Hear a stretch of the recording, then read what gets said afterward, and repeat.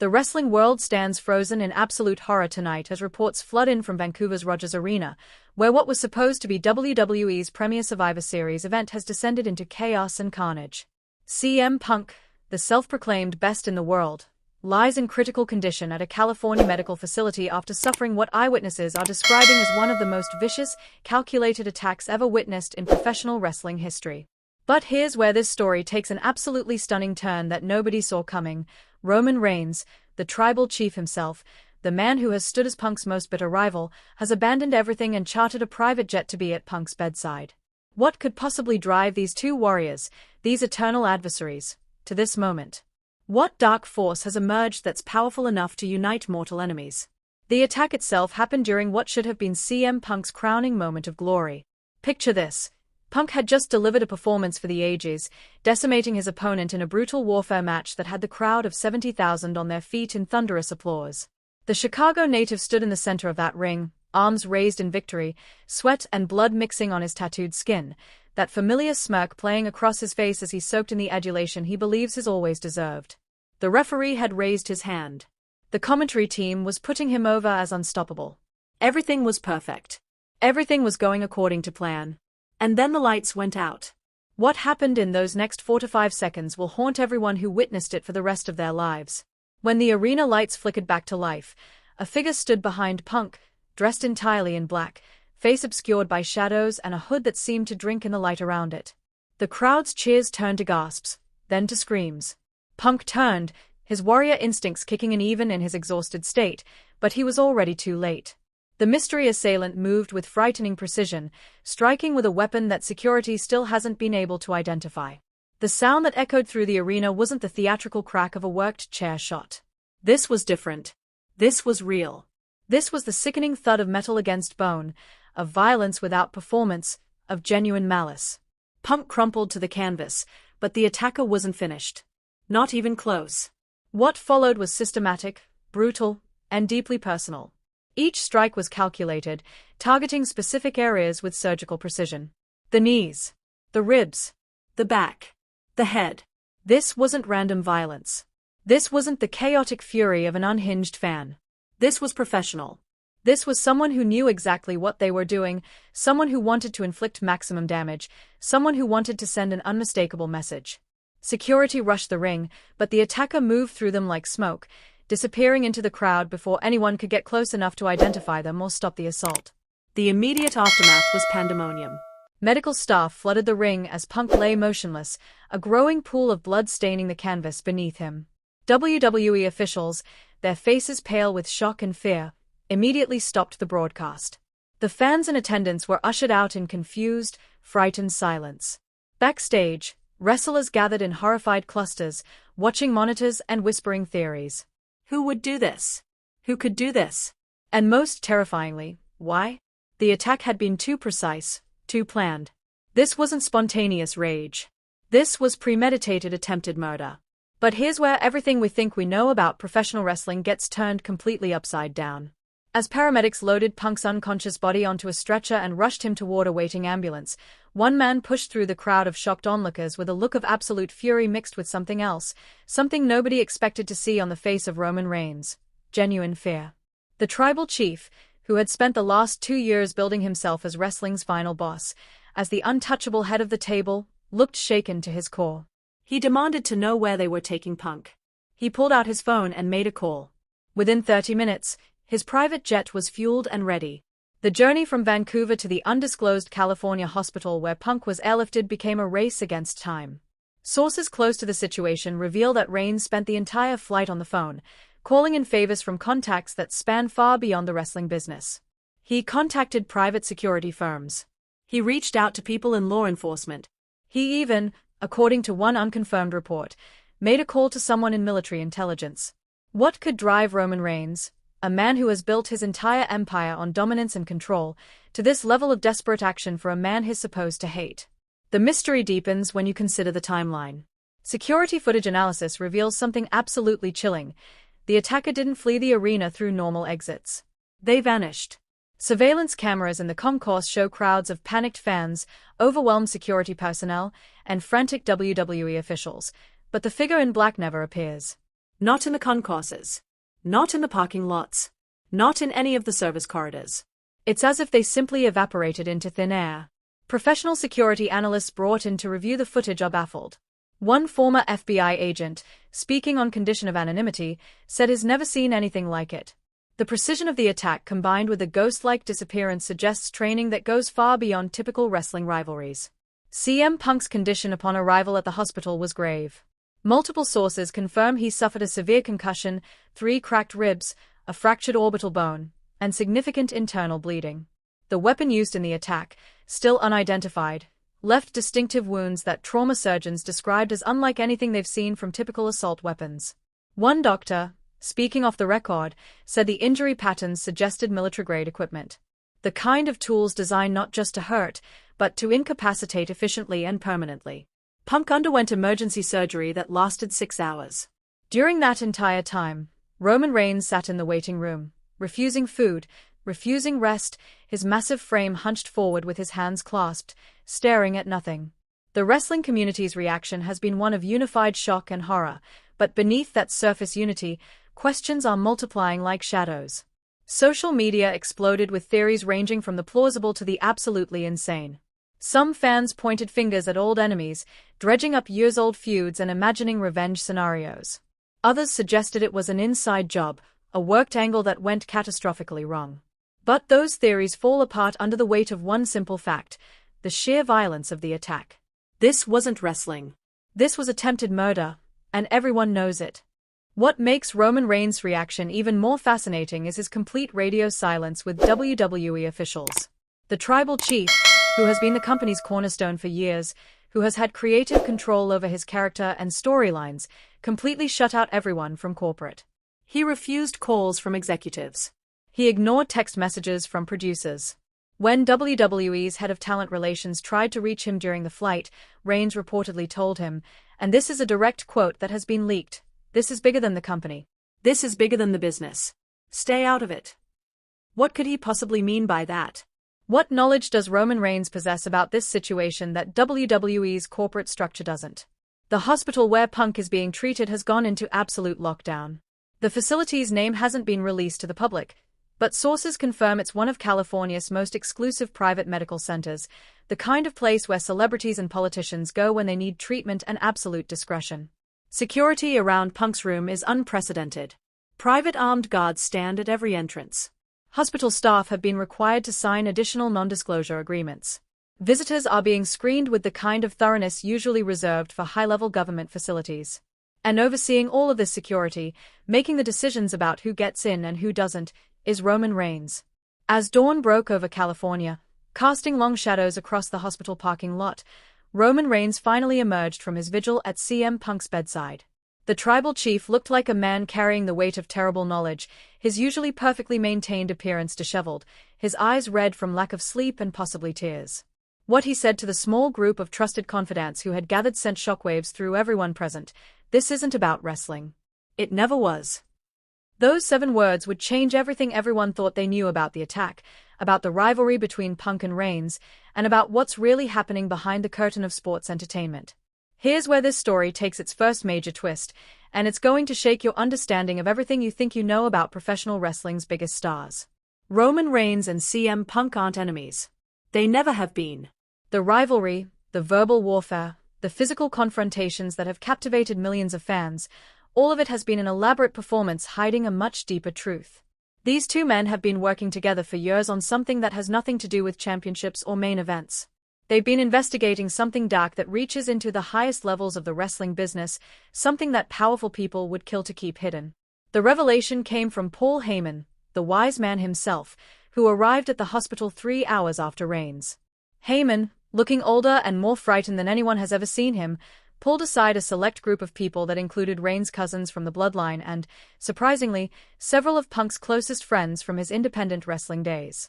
What Heyman revealed in that private hospital conference room rewrote everything. CM Punk had come back to WWE not primarily for championships or money or ego, but because he'd uncovered evidence of something rotten in the wrestling business. Something that involved missing wrestlers, suspicious deaths ruled as accidents, and money disappearing into offshore accounts controlled by people whose names would shock the world. Roman Reigns had discovered the same trail from a different direction. As the face of WWE, as the company's top star, Reigns had access to places and information that others didn't. He'd noticed patterns. Wrestlers who asked too many questions about contract details suddenly finding themselves injured or released. Whistleblowers who tried to speak to media outlets mysteriously going silent. Financial irregularities that seemed to disappear into bureaucratic black holes. Separately, Punk and Reigns had been investigating the same conspiracy. When they realized they were on the same trail, they made a decision that would require them both to be incredible actors. They would pretend to hate each other, use their public rivalry as cover while they dug deeper into the darkness. The attack on Punk wasn't random, and it wasn't about wrestling. It was a message, a warning, and an attempt to permanently silence someone who had gotten too close to the truth. But here's the question that's driving Reigns to the edge of madness. How did the conspirators know? The investigation had been conducted with absolute secrecy.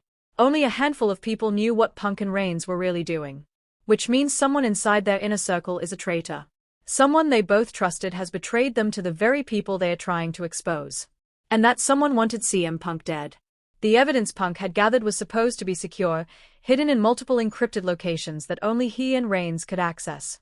But in the chaos of the attack, something even more disturbing emerged. Punk's hotel room in Vancouver had been thoroughly searched. Not ransacked like a typical burglary, but carefully, professionally examined. His laptop was gone. His phone had been accessed and wiped clean. Backup drives that he'd hidden in the room's safe were missing. Whoever orchestrated the attack wasn't just trying to hurt Punk physically. They were trying to erase everything he'd discovered, trying to destroy months of dangerous detective work. Roman Reigns spent the hours of Punk's surgery making calls that painted a picture of just how deep this rabbit hole goes.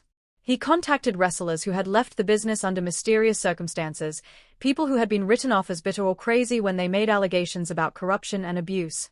One by one, they confirmed elements of what Punk had been investigating. A former champion who had supposedly retired due to injury revealed he'd been threatened into silence. A referee who quit suddenly 3 years ago admitted he'd witnessed contract manipulations that bordered on fraud. A ring announcer who disappeared from television explained she'd seen financial documents that suggested massive tax evasion schemes. The pattern that emerged was terrifying in its scope. 4 years, possibly decades, a shadow organization within the wrestling business had been operating with complete impunity. They controlled contracts, manipulated storylines for their benefit, and eliminated anyone who threatened to expose them. They had people inside every major wrestling promotion, not just WWE. They had contacts in media who would kill stories. They had lawyers who could make lawsuits disappear. They had, according to one source, even connections in law enforcement who would ensure investigations went nowhere. And CM Punk, the rebellious voice of the voiceless, the man who had always refused to play by anyone's rules but his own, had evidence that could bring the entire corrupt structure crashing down. But Punk had made a critical mistake, one that Reigns bitterly reflected on during those dark hospital hours. Punk had trusted someone he shouldn't have. The leak had come from inside their investigation team. Someone who Punk had brought in, someone he'd vouched for as being clean and trustworthy, had sold them out. That person had given the shadow organization everything they needed to know about what Punk had discovered, where he was keeping his evidence, and exactly when and where he'd be most vulnerable. The attack at Survivor Series wasn't opportunistic. It was a calculated execution attempt that almost succeeded. The second major twist hit when hospital security cameras caught something that sent everyone into high alert. A doctor, someone who wasn't on the approved list of medical personnel treating Punk, had attempted to enter his room. When challenged by Reigns' private security, the individual had fled, disappearing into the hospital's service corridors before anyone could stop them. Analysis of the security footage revealed the doctor was wearing a sophisticated disguise, including facial prosthetics and colored contact lenses. This wasn't a curious hospital employee. This was a professional, someone sent to finish what the arena attack had started. Reigns' response was immediate and terrifying in its implications. He shut down the entire floor of the hospital where Punk was recovering. He had his security team conduct background checks on every doctor, nurse, and orderly who had access to that level. He personally interviewed the hospital administrator and made it clear that any security breach would result in consequences that went far beyond lawsuits. The tribal chief, who had built his wrestling persona on controlled dominance, was now operating at a level of genuine threat that went far beyond performance. This was Roman Reigns the person, not the character, and he was absolutely serious about protecting CM Punk's life. The investigation into the Vancouver attack was yielding disturbing results. Canadian authorities, working with FBI consultants who had been quietly brought into the case, determined that the mystery attacker had used equipment that isn't available to civilians. The weapon that had been used on Punk, based on the injury patterns and the brief glimpses caught on security cameras, appeared to be military-grade, possibly even custom-made. The kind of thing that requires serious connections and serious money to obtain. This eliminated the theory that it was just an obsessed fan or a disgruntled former wrestler seeking revenge. This was professional, organized, and backed by significant resources. Even more chilling was what the security experts discovered about the attacker's escape. Enhanced analysis of the arena footage revealed that the figure in black had used the crowd panic they'd created as cover, but their movement patterns suggested extensive training in evasion and crowd manipulation. They'd known exactly which security cameras had blind spots. They'd known exactly how long they had before arena security would reach the ring. They'd known the layout of Rogers Arena with precision that suggested either inside knowledge or extensive surveillance beforehand. This wasn't spontaneous. This had been planned for weeks, possibly months. As CM Punk drifted in and out of consciousness in his hospital bed, the few coherent words he managed to speak sent Roman Reigns into a fury that terrified everyone who witnessed it. Punk had whispered a name, someone who he'd trusted implicitly, someone who had been part of their investigation from the beginning. That person, according to Punk's drugged but insistent words, had been in Vancouver the night of the attack. They had been backstage. They had had access to Punk's schedule, his movement patterns, everything the attackers would have needed. And when Reigns checked, when he made the calls to verify, he discovered something that made his blood run cold. That person had disappeared. Gone dark. No longer answering phones. Last seen leaving Vancouver on a private flight whose destination was scrubbed from all records. The betrayal cut deeper than any physical wound could. The person CM Punk had named, a trusted figure who had positioned themselves as an ally in the fight against corruption, had been a plant from the beginning. The Shadow Organization hadn't just known about Punk and Reigns' investigation, they'd been controlling it, feeding them information designed to lead them in circles while the real corruption continued unabated. Every piece of evidence Punk thought he'd discovered independently had actually been carefully placed for him to find. Every whistleblower who had come forward had been vetted and approved by the conspirators. The entire investigation had been a controlled operation from day one. Roman Reigns sat in Punk's hospital room, this revelation weighing on him like physical chains. How many times had they discussed strategy with the traitor present? How many leads had they shared, thinking they were building an unstoppable case? How much had they revealed about their methods, their sources, their ultimate plans? The tribal chief, who had built his entire persona on being the smartest person in every room, had been outplayed so thoroughly that it shook his very identity. But more than his wounded pride, he felt the crushing responsibility for what had happened to Punk. If Reigns had been more careful, more paranoid, more willing to trust no one, maybe Punk wouldn't be lying in a hospital bed fighting for his life. The evidence that Punk had collected, the materials that were supposed to expose everything, were now in the hands of the very people they were meant to destroy. But here's where CM Punk's legendary stubbornness and paranoia paid off in ways no one expected. In his moments of semi-consciousness, Punk managed to communicate something crucial to Reigns through a series of blinks and hand squeezes, a code they'd developed for secure communication. The evidence the conspirators had stolen was a decoy. Comprehensive, convincing, filled with genuine damaging information, but ultimately incomplete. The real evidence, the truly devastating material that would bring down the entire organization, was hidden somewhere else. Somewhere only Punk knew.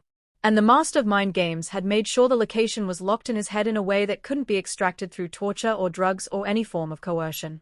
But there was a problem, and it was a big one. The attack had left Punk with significant brain trauma. The memories containing the location of the real evidence were tangled up with the injury, locked behind walls of concussion-induced confusion. Punk knew he'd hidden something crucial. He knew it was important. But he couldn't access the specific memories of where or how. The doctors cautioned that pushing him too hard could cause permanent damage, but time was running out. The Shadow Organization wouldn't wait forever. They'd make another attempt on Punk's life. They'd tie up all their loose ends. And without that evidence, without proof of their crimes, everything Punk and Reigns had risked would amount to nothing. Roman Reigns made a decision that demonstrated the depth of his commitment to this fight.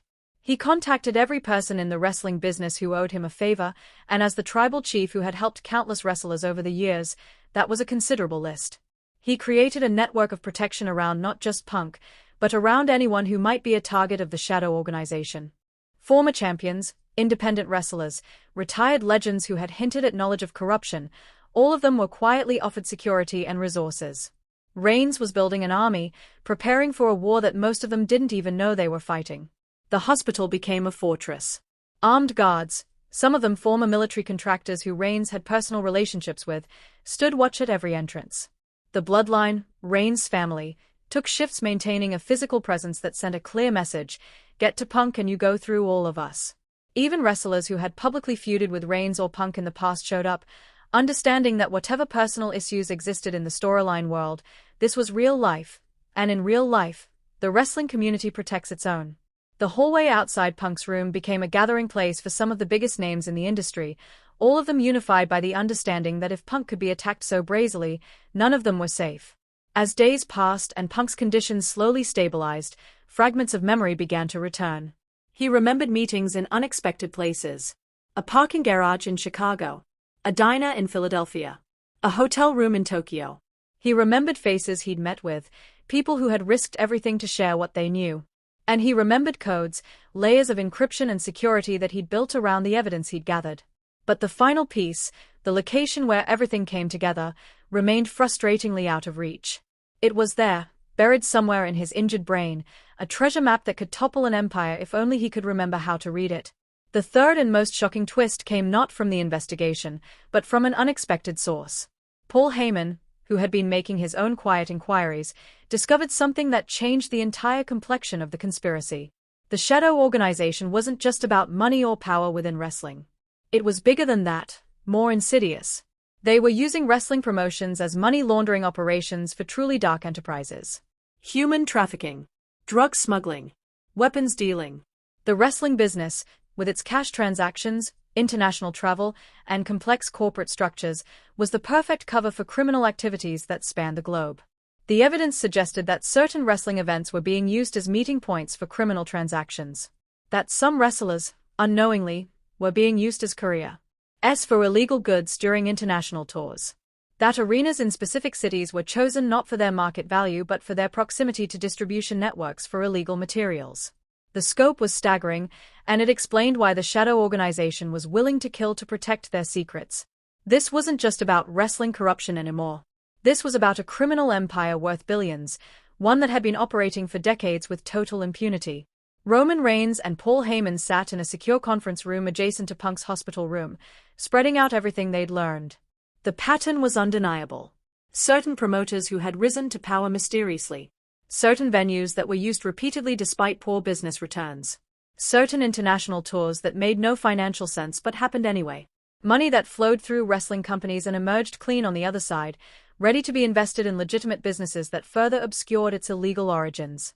The wrestling business that millions loved, that had given all of them their careers and identities, was being used as a front for some of the darkest criminal enterprises imaginable. The question now was what to do with this knowledge. Going public was dangerous because they didn't know how high the corruption reached. Law enforcement couldn't be trusted because the organization clearly had connections there. Media was compromised because multiple journalists had either been paid off or intimidated into silence. And without the complete evidence that Punk had hidden, anything they revealed would be dismissed as conspiracy theory, the ranting of wrestlers who had been hit in the head too many times. They needed Punk's memory to return. They needed that final piece. And they needed it before the organization made another, possibly successful, attempt to silence them permanently. CM Punk, drifting in and out of consciousness, was fighting his own war against his injured brain. In moments of clarity, he could feel the information there, tantalizingly close but just out of reach. He tried meditation techniques he'd learned during his MMA training.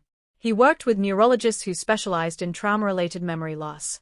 He even, in desperation, tried hypnosis, though the results were inconclusive.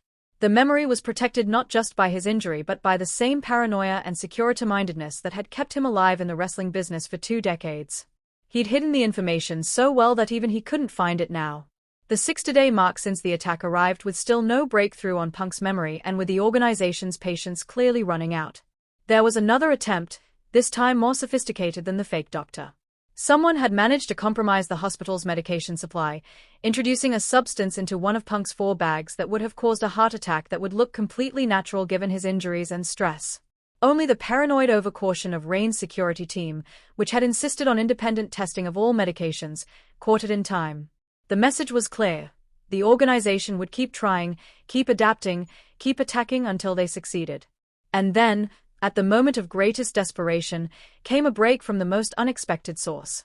A young wrestler, someone barely established on the independent scene, came forward with information that would crack everything wide open.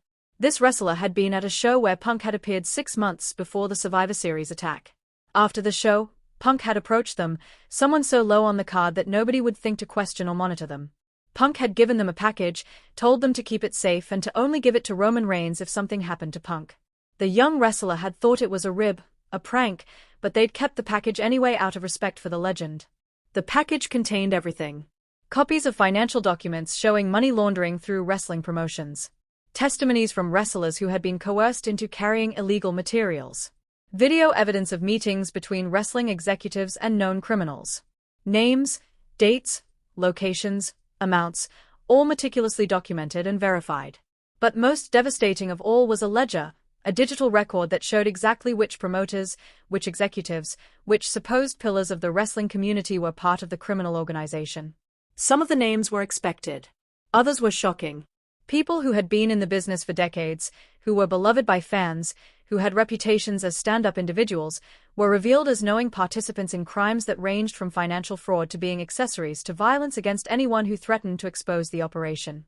Roman Reigns held this evidence, understanding that its release would destroy lives, ruin reputations, and fundamentally change the wrestling business forever. Some of the people named in the documents were friends. Some were family. The climax came not in a wrestling ring but in a hospital room, with CM Punk finally conscious and coherent enough to be part of the decision. Reigns, Heyman, and a select group of trusted wrestlers gathered around Punk's bed, the evidence spread out on tables, the weight of what they knew pressing down on all of them. Punk, still weak but with his old fire returning to his eyes, made the case for full exposure. Every bit of it. Name everyone. Show everything. Let the chips fall where they may. The wrestling business had protected predators and criminals long enough. It was time for a reckoning, no matter the cost. But Reigns pushed back, and his argument was powerful. Full exposure would destroy wrestling as they knew it. The companies would collapse under legal action and public disgust. Thousands of wrestlers, completely innocent people who depended on the business for their livelihoods, would lose everything. Fans would lose something they loved. Yes, the guilty would be punished, but so would countless innocent people whose only crime was working in an industry that had been corrupted from within. There had to be a better way, a surgical approach that removed the cancer without killing the patient. The debate raged for hours, with each side making compelling points. Do you tear down a corrupt system even if it means destroying the good along with the bad? Or do you try to reform from within, knowing that might allow some guilty parties to escape justice? The decision would affect not just their lives but the lives of everyone in professional wrestling. And time was running out because the organization knew they'd been exposed. They were already moving money, destroying evidence, and preparing to either flee or fight back with everything they had. The resolution came through an unexpected compromise. They would release the evidence, but strategically, working with carefully vetted law enforcement officials and journalists who Punk had already established relationships with during his investigation. They would build cases that could actually lead to convictions, not just explosive headlines that criminals could hide behind with expensive lawyers. They would protect the innocent wrestlers by clearly distinguishing between those who knowingly participated and those who were unwitting pawns. And they would give the wrestling business a chance to survive by allowing promotions to distance themselves from the criminality and rebuild on honest foundations. Roman Reigns, as the face of the wrestling business, would use his platform to address the fans directly. He would acknowledge the corruption without destroying the love people had for wrestling. He would make it clear that the real wrestlers, the performers who put their bodies on the line for entertainment, were not the enemy. The enemy was the shadow organization that had used wrestling as a front for evil, and that organization was being systematically dismantled by law enforcement. The tribal chief, who had built his character on dominance and control, would now use that same presence to guide the business through its darkest hour. CM Punk, still recovering but determined, would tell his story in a carefully planned interview that would frame the narrative properly. He would make it clear that he didn't return to wrestling for revenge or glory, but because he loved the business enough to try to save it from the corruption that was destroying it from within. He would name names, yes, But he would also celebrate the hundreds of wrestlers who had competed honestly, who had built their careers on talent and hard work, who deserved better than to have their industry used for criminal purposes. The voice of the voiceless would speak for all those who had been victimized by the organization without even knowing it. The evidence release was coordinated to happen simultaneously across multiple jurisdictions. Federal agents conducted raids on offices of several wrestling promotions. Financial institutions froze accounts associated with the money laundering operations. International law enforcement agencies moved against the trafficking and smuggling networks. And the wrestling world watched in stunned silence as people they'd respected for years were led away in handcuffs, their crimes finally exposed after decades of hiding in plain sight. The aftermath was chaotic but ultimately cleansing. Several wrestling promotions declared bankruptcy and reformed under new ownership with transparent financial practices. Others survived by completely restructuring their leadership and opening their books to independent audits. Wrestlers who had been silenced for years finally felt safe enough to speak about the abuse and exploitation they'd endured. The business began to heal, slowly and painfully, like a wound that had been infected for so long that lancing it was the only way to save the patient. Through it all, CM Punk and Roman Reigns stood together, united in their commitment to protecting the wrestling business they loved. The irony wasn't lost on anyone that these two, who had convinced millions that they hated each other, who had delivered promos dripping with contempt, who had battled in rings across the world, were actually partners in the most important fight of their lives. Their fake rivalry had been cover for a real alliance that had saved wrestling from destroying itself.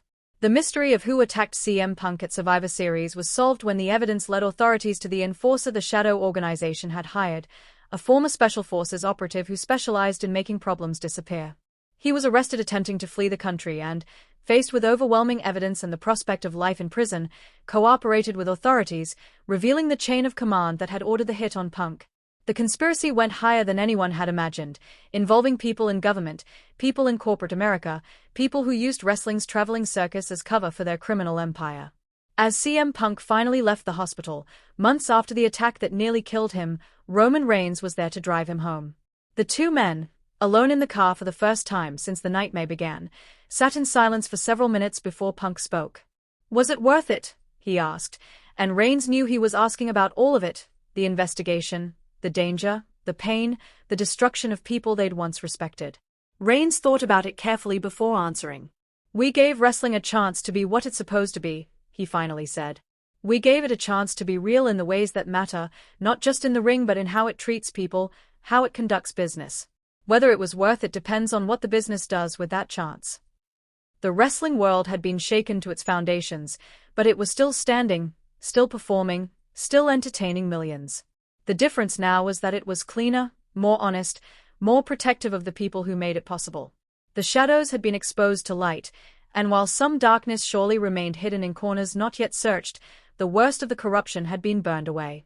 CM Punk and Roman Reigns had risked everything, their careers, their lives, their reputations, and in return they'd given professional wrestling something it desperately needed, a future built on integrity rather than exploitation.